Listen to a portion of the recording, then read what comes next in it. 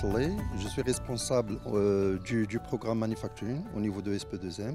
Donc, le programme SP2M, il vise donc la production de 8 millions de tonnes d'engrais à l'horizon 2028, bien sûr, qui sera réalisé en deux phases. La première phase, il va porter sur 4,5 millions de tonnes, de TSP, TSP+, bien évidemment.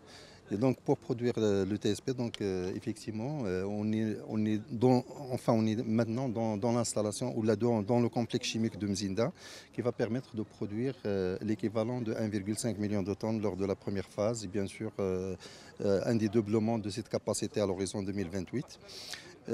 Aujourd'hui, donc, comme vous voyez, donc, on est en phase de travaux génie civil, donc, sur l'ensemble des ateliers. Et puis, donc, l'avancement, il est compris entre les 15% et les 30% pour le génie civil, mais globalement, on est à 20%. Enfin, ces installations, bien sûr, ils vont démarrer à partir de juin 2026, Inch'Allah. À partir, les premiers démarrages sont prévus vers juin 2026 et pour les dernières lignes, donc ils vont démarrer fin 2026, Inch'Allah. Ça, c'est pour la première phase. Par contre, pour la deuxième phase, donc c'est à partir de 2028, Inch'Allah.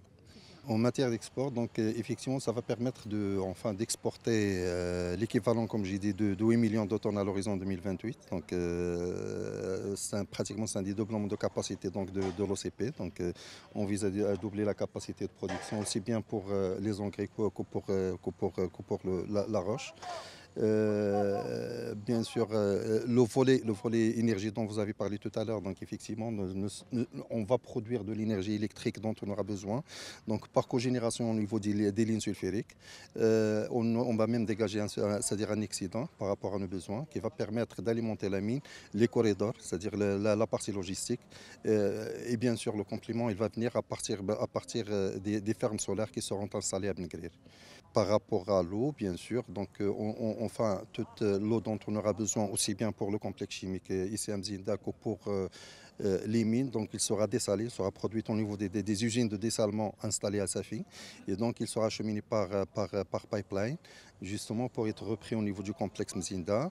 L'une des particularités de ce complexe, c'est qu'il n'y aura aucun rejet, donc on va pas rejeter, il y aura ni rejet liquide ni solide, donc tout sera recyclé, tout sera c'est-à-dire valorisé c'est-à-dire au niveau de ce complexe, contrairement à ce qu'on faisait dans le passé. Donc il y avait des rejets effectivement de phosphogypse, d'eau et puis donc on va utiliser que de l'eau, des eaux conventionnelles donc qui vont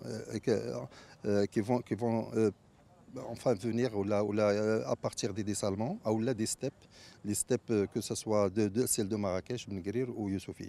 Oui, pour le développement socio-économique de la région, on a prévu plusieurs c'est-à-dire, actions, dont notamment c'est-à-dire, la réalisation d'une zone industrielle juste à côté de Mzinda pour accueillir, c'est-à-dire des partenaires qui vont travailler avec nous aussi bien lors de la phase construction que lors de la phase exploitation.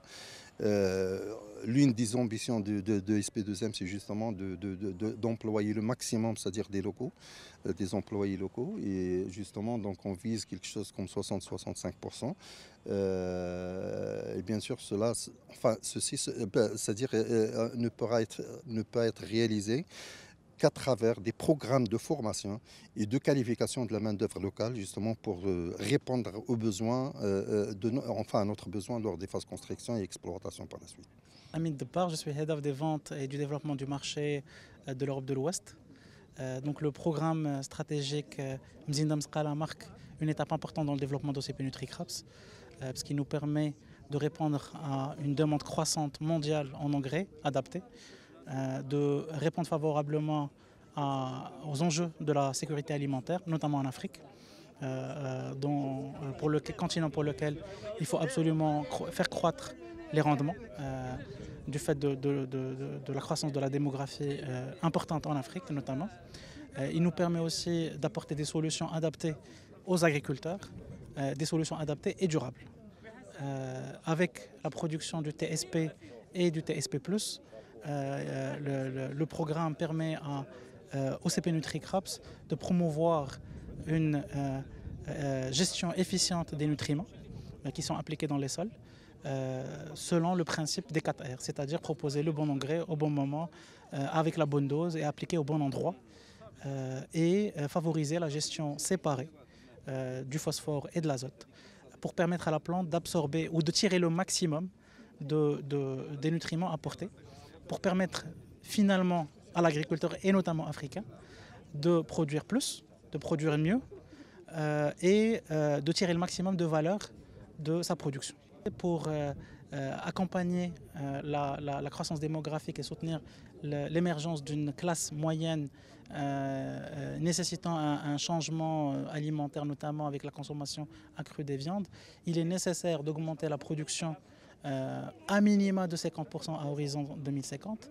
Une grande partie de cette augmentation de production serait rendue possible via l'augmentation des rendements, qui elle-même est rendue possible par l'utilisation d'engrais adaptés au sol et aux cultures, permettant de, comment on dit en anglais, bridge the gap, notamment en France, en Afrique, par rapport aux standards mondiaux. On est aujourd'hui à une application moyenne d'engrais en Afrique aux alentours de 12 kg à l'hectare, alors que la moyenne mondiale est 10 fois supérieure. Donc le gap est important, l'enjeu de sécurité alimentaire est important, et OCP NutriCrops, à travers aussi OCP Africa, joue un rôle prépondérant dans cet exercice.